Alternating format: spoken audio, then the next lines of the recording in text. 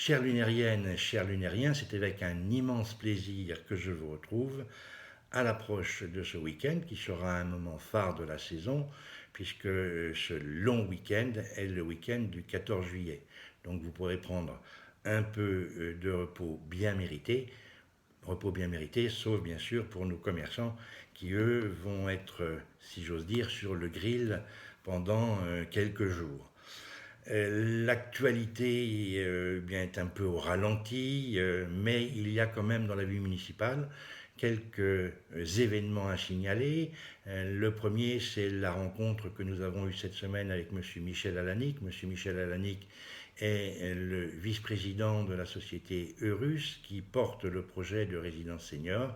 Il est venu à la rencontre des anciens et surtout nouveaux conseillers municipaux pour expliquer ce qu'était l'entreprise Eurus, leur philosophie de l'accueil des aînés.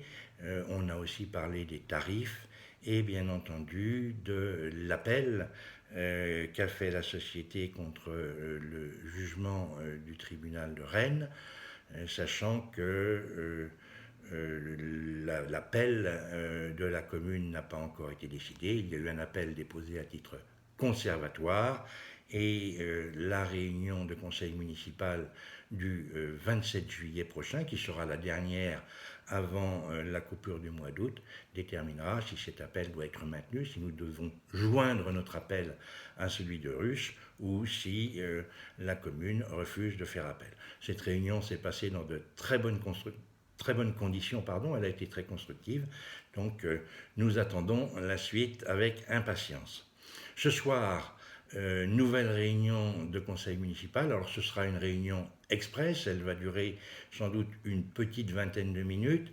Nous devons nous réunir pour élire les grands électeurs. Alors les grands électeurs, il y en aura 5 à Saint-Lunaire, 5 plus 3 suppléants.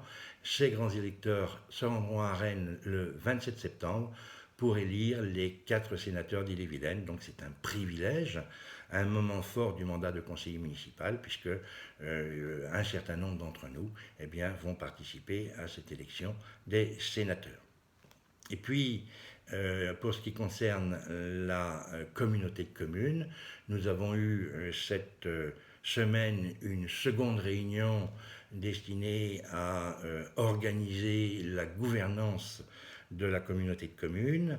Les élections à la présidence et au bureau, où il y aura un certain nombre de vice-présidents, auront lieu le jeudi 16 juillet au soir. Donc la semaine prochaine, je serai en mesure de vous dire quel sera le président. Il y a 2 candidats.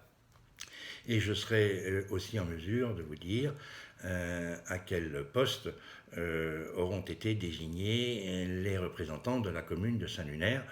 Pour l'instant, tout se passe bien et cela se fait dans un esprit vraiment constructif. Donc, il y aura un président et puis il y aura sans doute plusieurs vice-présidents, dont un lunérien ou une lunérienne. Nous verrons bien. Et puis, pour terminer sur la vie municipale, je rappelle qu'on peut toujours s'inscrire au comité consultatif. Nous en sommes à presque 30 volontaires, que nous rencontrerons toujours ce jeudi 16, mais à 17h30 à la salle Aimé Le Foll. Ce sera le moment de prendre contact, d'essayer d'avoir quelques informations sur les visées, les buts et les raisons d'adhérer à ce comité pour les uns et pour les autres. Ce sera une réunion de présentation et le travail effectif commencera au mois de septembre, sachant que le conseil municipal du 27 juillet mettra en place officiellement le comité avec l'ensemble de ses membres. Donc rendez-vous le 27.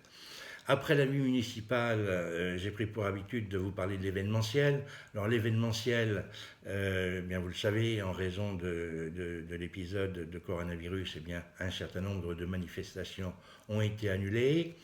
Nous sommes aujourd'hui le 10 juillet et nous n'avons toujours reçu aucune information de la préfecture sur la manière dont nous pouvons organiser le jour de la fête nationale, la célébration de la fête nationale qui a lieu le 14. Vous voyez que on est quand même dans l'attente depuis longtemps des informations qui ne viennent pas. Je pense que faute d'informations, nous nous résoudrons la mort dans l'âme à organiser une manifestation discrète autour du monument aux morts avec quelques conseillers municipaux et puis quelques présidents d'associations, notamment le président de l'association des anciens combattants avec les drapeaux. Mais cette manifestation, je présume, puisque je n'ai pas encore les informations, ne pourra pas avoir sa splendeur habituelle. J'en suis désolé, puisque le 14 juillet, c'est quand même la fête, c'est la fête nationale. Nous avions prévu un feu d'artifice, nous avions prévu un bal populaire. Nous avons dû tout annuler. J'espère quand même que la préfecture nous laissera quand même nous réunir autour du monument aux morts. L'événementiel, c'est aussi l'exposition Claude Rousseau. Je vous en ai parlé la semaine dernière. C'était quelqu'un que j'ai peu connu, mais qui était assez fantastique. C'était un génial inventeur. Vous verrez quand vous visiterez l'exposition, je l'ai visité. Un jour, il a perdu une hélice en survolant un pays africain. Il a fait un point GPS, il a récupéré son hélice et puis il a pu la réinstaller sur son avion. Vous voyez, des anecdotes comme ça, il y en a plusieurs. Et puis, pour ceux qui sont de mon âge, vous vous souvenez sans doute du film Fantomas, de la fameuse déesse qui vole. Et bien, cette déesse, elle volait à Saint-Lunaire, puisque c'était Claude Rousseau qui avait mis, disons, la déesse dans les airs. En fait, c'était un trucage de l'époque. Pour bien connaître Claude Rousseau, je vous conseille de venir ce soir à la salle au centre Jean Rochefort, puisque Claude Robe donne une conférence sur Claude Rousseau.